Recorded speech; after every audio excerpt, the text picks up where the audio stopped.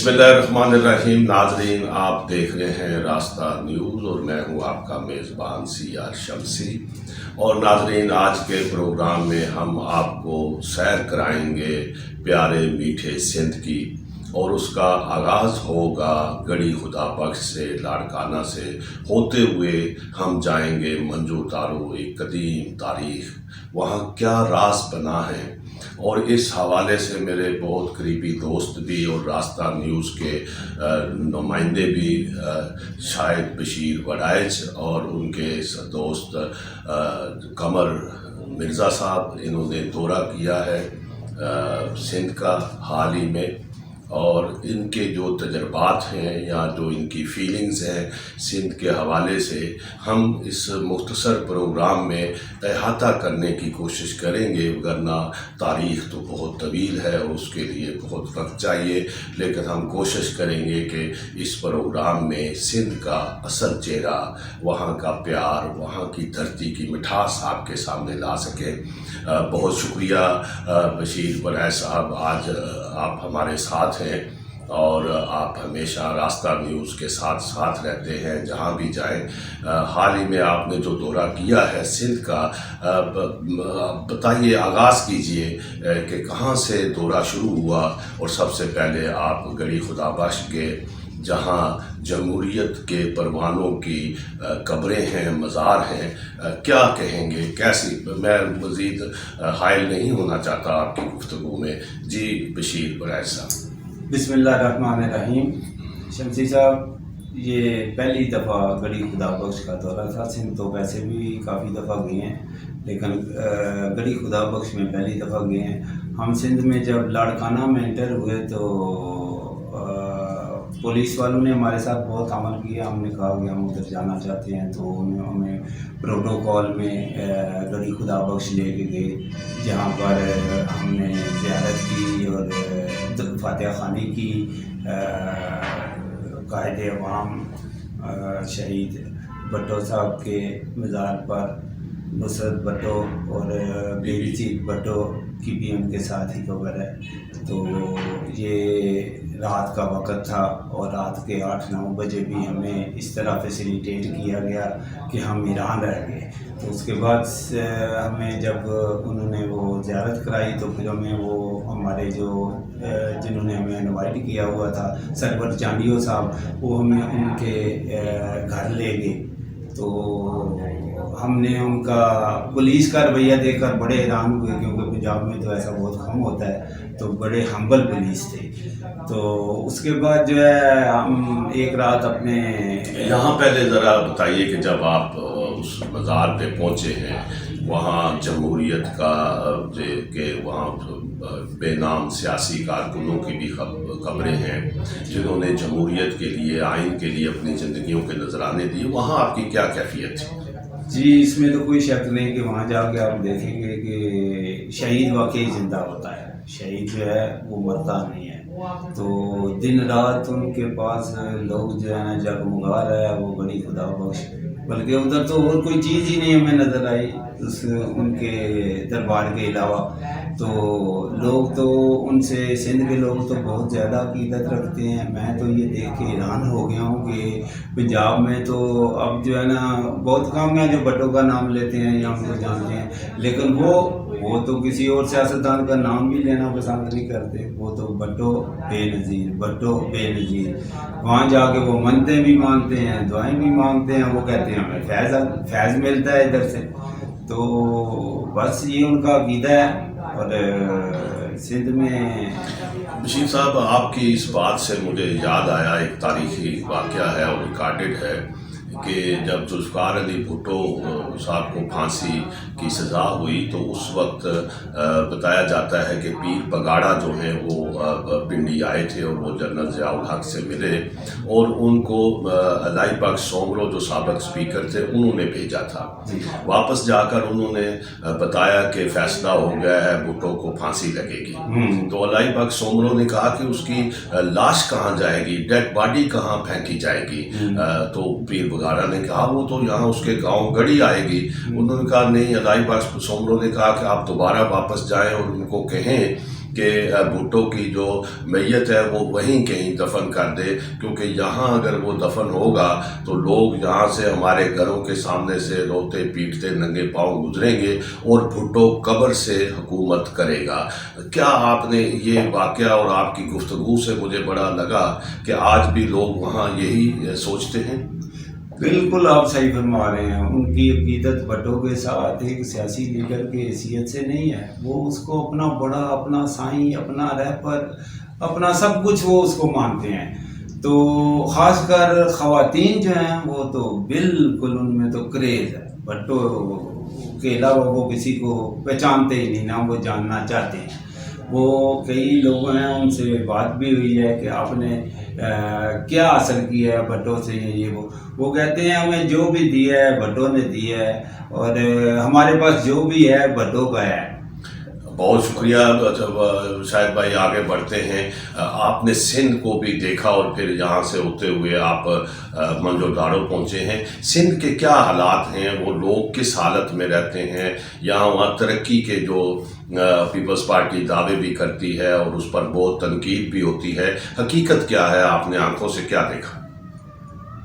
میں نے سندھ کو کوئی بہت زیادہ مختلف نہیں پایا، ایسے ہی ہے۔ ایک تو آپ کو مجھے یہ دیکھ کے بڑی حیرانی ہوئی کہ یہ جو پرانی سویلائزیشن ہے ہماری جو تاریخ ہمیں بتاتی ہے کہ انڈس سویلائزیشن، تو اس وقت دنیا میں یہی دو بڑی سویلائزیشن تھی، ایک موہنجو داڑو ہڑپا اور دوسری جو ہے ایجپٹ میں تھی۔ تو وہ ایجپٹ والے تو ظالم لوگ بھی تھے، آپ کو پتہ ہے بادشاہ فرعون کا کیا نظام تھا، لیکن یہ سویلائز لوگ تھے۔ یہ ان کا آپ اگر ان کے رہن سہن کا نظام، ان کی تعلیم، ان کی صحت اور ان کا جو زراعت کا نظام تھا، وہ اتنا بہترین نظام تھا کہ آج بھی ہم نہیں سوچ سکتے کہ ہم ان جیسا نظام لے آئیں۔ یعنی وہ ہماری 21ویں صدی سے بھی بہتر رہ رہے تھے کہ ان کا ایک اونچے ٹیلے پہ، جیسے موہنجو داڑو آپ نے دیکھا ہوگا، 20 روپے کا نوٹ لیں، اس کے پیچھے دیکھیں موہنجو داڑو کی تصویر نظر آ جائے گی، وہی ہے۔ تو وہ اس جگہ پہ جو سب سے بڑا ٹیلہ ہے، اوپر سے وہ پانی انہوں نے ذخیرہ کیا ہوتا تھا، وہ پانی جو ہے اس طرح نیچے جاتا تھا کہ ہر گھر میں داخل ہوتا تھا، وہ استعمال کرتے تھے، اور صاف پانی جو ہے نا وہ آگے جانے دیتے تھے، وہ دوسرے گھر میں چلا جاتا تھا۔ اس طرح سارے گھروں میں وہ پانی گھوم کے تو جو ہے نا وہ نیچے جاتا تھا۔ اس طرح صفائی کا ایک ان کا نظام دیکھ کے میں بہت حیران ہوا ہوں کہ انہوں نے ایک اوپر سے ایک ایسی وہ کہتے ہیں ٹنل یا چمنی جو بھی کہتے ہیں بنائی ہوئی تھی کہ اوپر سے وہ کوڑا پھینکتے تھے، وہ نیچے آ جاتا تھا، نیچے آ کے وہ اس وقت تو کوڑا ایسے ہی ہوتا تھا کہ اس کی کھاد بن جاتی تھی، پلاسٹر وغیرہ تو ادھر نہیں تھے، تو وہ پھر وہ نیچے جا کے گرتا تھا، وہ کھاد بنتی تھی، وہ پھر اپنی فصلوں کو وہ ڈالتے تھے۔ ایسا ری سائیکلنگ کا نظام ہم نے اپنی اس 21ویں صدی میں بھی نہیں دیکھا، کہ ہم نے ابھی سیکھا ہی نہیں ہے کہ ری سائیکلنگ ہوتی کیا ہے۔ شاید بھائی آپ نے پوری دنیا وزٹ کی ہے، آپ نے پورا جاپان سے لے کر امریکہ تک اور پورا ایک جہاں جہاں بھی آپ گئے ہیں، آلینڈ میں بھی آپ رہے ہیں، آپ تمام مشرق وسطیٰ اور یورپ کے دنیا پھری ہے۔ یہاں منجو داڑو میں جب آپ خود جا کر کھڑے ہوئے تو کیا آپ کے احساسات تھے؟ میں نے دیکھا ہے جی کہ وہ موہنجو داڑو کی جو تہذیب تھی نا، اس سے ہم سے زیادہ مغرب والوں نے سیکھا ہے۔ یہ تو دریافت بھی ان کی ہے۔ جنرل کون تھا، جان مارشل، جس نے آگے یہ کھدائی شروع کی، اور بڑا 5-7 آدمی تھے، گورے ہی تھے سارے، انہوں نے آگے یہ کام کیا ہے، اور اس تہذیب کو انہوں نے محفوظ کیا ہے، اور محفوظ کر کے جو سبق حاصل کیا ہے وہ انہوں نے تو حاصل کر لیا ہے، لیکن ہم نہ سبق حاصل کر سکے ہیں اور نہ ہی وہ تاریخ ہی اپنے بچوں کو پڑھاتے ہیں کہ ہم کتنی بہترین سویلائزیشن سے گزر کے تو ادھر وہ آئے ہیں۔ یہ انڈس ویلی صرف سندھ نہیں ہے، یہ ہم بھی جو تھے، یہ علاقہ بھی سندھ ہی تھا۔ یہ شمسی صاحب کشمیر سے لے کر جہاں سندھ دریا جاتا ہے، گرتا ہے، یہ تمام پٹی جو ہے وہ انڈس سویلائزیشن کہلاتی تھی۔ کشمیر سے لے کر ادھر تک، بلکہ اٹک سے لے کر، کیونکہ دریائے سندھ جو ہے وہ تو اس طرف سے آ رہا ہے نا، تو پنجاب کے 5 دریا بھی اسی میں گرتے ہیں. تو یہ ایک سب سے بہترین زراعت کی اور بہترین زمین تھی. بہت خوبصورت. شاہد بھائی آپ نے 5 دریاؤں کی بات کی ہے، سندھ کی بات کی ہے، اس کی مٹھاس کی بات کی ہے. ناظرین یہاں ہم چھوٹا سا لیں گے وقفہ، اور یہ ہمارا جو سفر ہے سندھ کا جاری رہے گا. ہمارے ساتھ رہیے گا. بیجا رات ٹھری آئے اہڑے میں اچنا تھی جو، اہڑے میں اچنا تھی جو، بھاگن جی بھری آئے ایک مند چری آئے بیجا رات ٹھری آئے ॾिस कहिड़ो ॾखण घुलियो थिया मां कबुड़ा मोती ऐं वे सवणनि ढकियो पन पंहिंजा करे पोती. ویلکم بیک ناظرین، آپ دیکھ رہے ہیں راستہ نیوز، اور آج کا موضوع ہے ہمارا گڑھی خدا بخش سے منجو ٹاڑو تک. اور اس کے دوسرے حصے میں ہم شاہد بشیر صاحب سے پوچھیں گے کہ انہوں نے شاہ لطیف بٹائی بھی گئے ہیں، سیون شریف بھی گئے ہیں، وہاں کے مقامی لوگوں سے بھی ملے ہیں، اور ان کا کیا پیار تھا، ان کا کیا رد عمل تھا. اور ابھی اس پروگرام میں ہمیں جوائن کیا ہے قمر مرزا صاحب نے بھی، جو گجرات کے رہنے والے ہیں اور بڑے اچھے ذمہ دار ہیں، اور زراعت پر ان کی خاص نظر ہے. ان سے بھی پوچھیں گے کہ وہاں کی ثقافت اور زراعت کو انہوں نے کیسے پایا. پہلے میں شاہد بشیر صاحب آپ سے جاننا چاہوں گا کہ جہاں سے گفتگو ختم ہوئی تھی وہاں سے شروع کریں، پھر آپ شاہ لطیف کی طرف روانہ ہوتے ہیں. جی، یہ ہم بات کر رہے تھے کہ وہاں کی زراعت کے بارے میں اور ثقافت کے بارے میں. زراعت کے بارے میں تو آپ کو قمر صاحب زیادہ بہتر بتائیں گے، کیونکہ یہ خود بھی ذمہ دار ہیں اور ان کے زیادہ تعلق تھے ادھر جن کے پاس ہم گئے ہوئے تھے. لیکن ثقافت کے بارے میں ضرور کچھ کہنا چاہتا ہوں، کیونکہ سندھ کی ثقافت یہ ایک دھرتی ایسی ہے کہ صوفیہ کی دھرتی کہلاتی ہے. یہاں پہ ہمیشہ امن کا پیغام ہی گیا ہے پوری دنیا میں. شاہ عبد اللطیف بٹائی کا کلام جو ہے وہ سارا صوفیانہ کلام ہے، اور سارا کلام جو ہے ان کا سندھ کی ثقافت پر ہی ہے. تو سندھ میں سب سے بڑے وہ شاہ عبد اللطیف بٹائی ہیں. اس کے بعد جو ہے نا سیون شریف ہے، سیون شریف سخی شہباز قلندر، ادھر بھی ہم گئے ہیں. وہاں پہ کرونا کی وجہ سے جو ہے نا انہوں نے دربار بند کیے ہوئے تھے، اور باہر جو ہے دنیا اسی طرح جو ہے وہ ہڑتال بھی کر رہی تھی کہ ہمیں جو ہے نا یہ دربار کھولا جائے. لیکن اتنا زیادہ رش تھا، اور ہم 3-4 گھنٹے بعد ہماری حاضری جو ہے نا وہ ادھر ہوئی ہے سیون شریف میں. کیا کیفیت تھی شاہ لطیف کا بھی آپ نے بتایا، اور سیون شریف میں بھی، اور لوگوں کا جو ایک جرت ہے. ویسے تو سندھ میں اور پنجاب میں بہت سی باتیں ہوتی ہیں کہ بہت پنجاب کے بارے میں ان کے خیالات کوئی اچھے نہیں ہوتے. آپ کی وہاں پریکٹیکل آپ کو کیا صورتحال کا سامنا کرنا پڑا؟ شمسی صاحب، جو سیاسی لوگ ہیں نا وہ تو سیاسی باتیں کرتے ہیں، لیکن عام آدمی سے آپ اگر پوچھیں نا تو اس کو کوئی غرض نہیں ہے. وہ سندھ پنجاب ہر ایک کو اپنے ہی وہ سمجھتا ہے کہ ہاں جی یہ ہمارے ملک ہے، اور اس میں کوئی فرق نہیں ہے. بہت سے لوگ کہتے ہیں سندھی ہیں کہ ہم پنجاب میں کام کرتے ہیں، پنجاب والے بہت سے ہیں جو ادھر کام کر رہے ہیں. تو عام لوگوں پہ تو کوئی اس چیز کا فرق نہیں ہے. یہ تو موجودہ ہماری سیاست ہے، لوگوں کے رویے ایسے ہو گئے ہیں کہ ہم ایک تنقید کی سیاست کرتے ہیں، اس پر سیاست بہت ختم ہو گئی ہے جیسے بلکہ. تو وہ صرف وہی لوگ ہیں، باقی عام آدمی جو ہے، عام آدمی کو اس سے کوئی غرض نہیں ہے کہ تعصب سے یا اس سے. وہ تو امن کے شدائی ہیں. وہاں پہ سیون شریف آپ چلے جائیں، مست وہ لمحہ موجودیہ میں رہ رہے ہیں. وہ جو حال ہے اس حال میں جس حال میں وہ ہیں اس حال میں وہ انجوائے کر رہے ہیں، جبکہ ہمیں وہ لمحہ ہی نصیب نہیں ہوتا۔ ہم تو یا ماضی کی دنیا میں کھوئے ہوتے ہیں یا مستقبل کے خواب بنا رہے ہوتے ہیں، موجودہ جس دور میں رہ رہے ہیں وہ اس کی ہمیں ہوش ہی نہیں ہوتی۔ تو وہاں درباروں پہ میں نے یہ دیکھا ہے کہ وہ انجوائے کرتے ہیں اس لمحے میں جس لمحے میں وہ موجود ہے۔ بہت خوبصورت بات کی کہ جس لمحے میں وہ جی رہے ہیں اس لمحے کو وہ محسوس کر رہے ہیں۔ قمر مرزا صاحب شکریہ، آپ بھی ہمارے ساتھ ہیں۔